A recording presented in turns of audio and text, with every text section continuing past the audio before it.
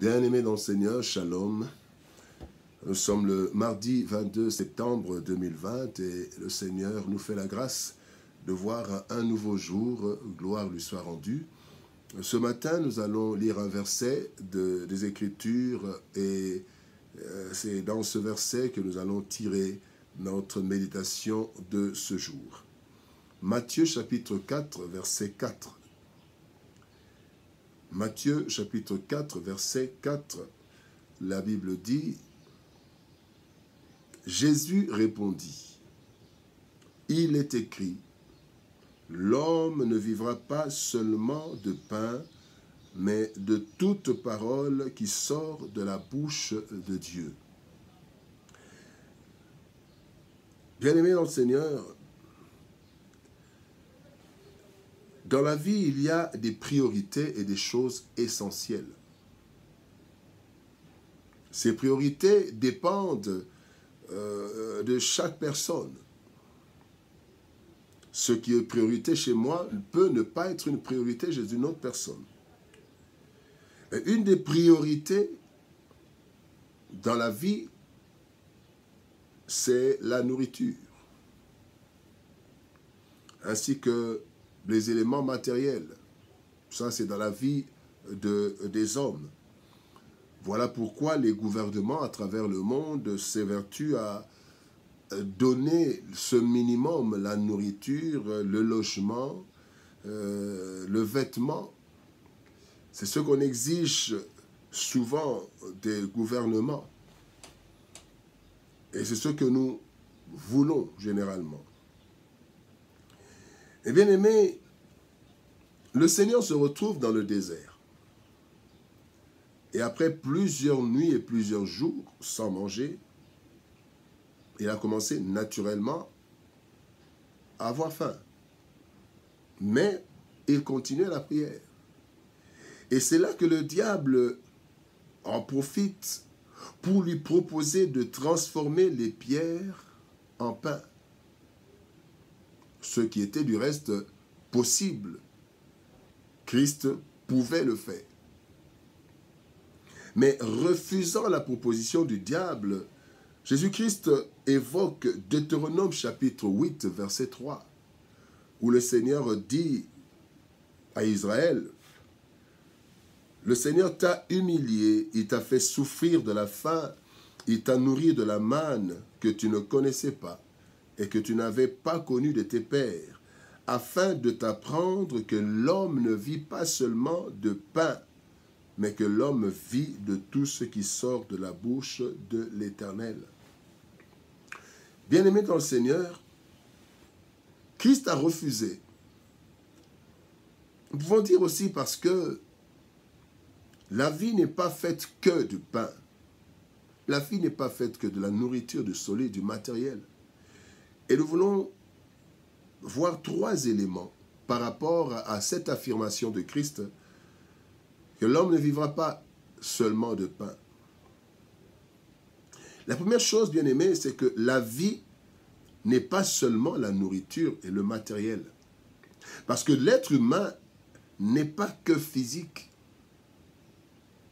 L'âme et l'esprit ne sont pas maintenus par la nourriture. Luc chapitre 12, verset 23, Jésus-Christ dit ceci, dit, la vie est plus que la nourriture et le corps plus que le vêtement. Ce n'est pas le vêtement qui donne, qui fait le corps. Le vêtement, on en a besoin, mais, bien aimé, le corps, c'est plus que le vêtement. La vie n'est pas que la nourriture. Il y a des personnes qui ont de la nourriture, des personnes qui mangent 3 fois, 4 fois par jour, mais qui se suicident. Des personnes qui mangent à satiété, mais des personnes qui sont malheureuses avec le matériel. Et d'autres qui n'ont peut-être pas beaucoup. Peut-être qu'ils mangent une fois par mois, une fois par jour, ou il y en a même d'autres qui espacent les journées pour manger, mais qui sont en vie. C'est vrai, nous ne venons pas, disons, encourager la misère et la pauvreté, Mais ce qui est vrai, c'est que la vie n'est pas seulement nourriture, parce que l'homme a un corps et dans un corps, mais il est esprit et il est aussi une âme. L'âme et l'esprit ne mangent pas la nourriture physique. Mais l'âme et l'esprit, bien-aimés, font partie de l'être humain. Et si on peut même dire 2/3 de l'homme, ce n'est pas le corps. Parce qu'une fois que l'esprit sort du corps, bien-aimé, vous pouvez amener toute la nourriture possible au corps. Le corps ne prendra pas cette nourriture. Parce que le corps ne vit pas seulement de nourriture. Ce qui maintient la vie dans le corps, c'est d'abord l'esprit. Il y a l'âme. Et la nourriture vient fortifier le corps. Parce que la Bible dit, l'homme ne vit pas seulement de pain. La Bible ne dit pas que l'homme ne vit pas de pain. Non, pas seulement. Pour savoir, bien aimé, que l'essentiel, ce n'est pas la nourriture. Et dans 1 Corinthiens, chapitre 3, verset 2, Paul, parlant aux Corinthiens de la part du Seigneur, dit, « Je vous ai donné du lait et non de la nourriture solide, car vous ne pouviez pas la supporter et vous ne pouvez pas même à présent parce que vous êtes encore charnel. » Ici, Paul parle de lait, nourriture solide. En fait, c'est le lait, la nourriture de l'esprit.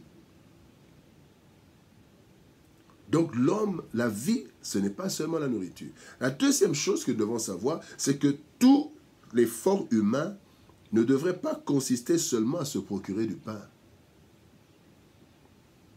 Mais plus que cela.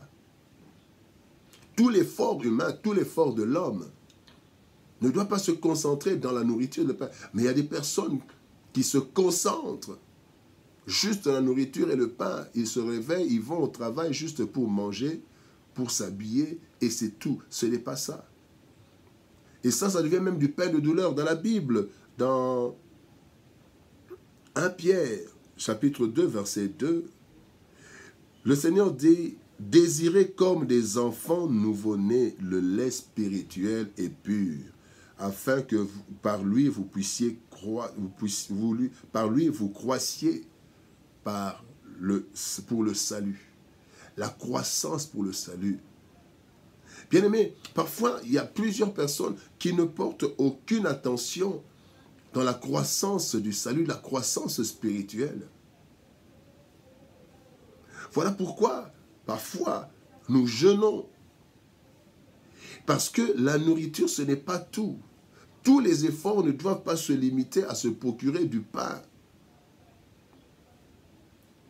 Quand nous lisons des livres, nous devons nourrir notre intelligence. Quand nous allons à l'école, donc il y a plusieurs choses. Et donc, il y en a qui ne vivent que pour manger. Vous savez, on mange pour vivre et non vivre pour manger. Mais il y en a qui vivent pour manger.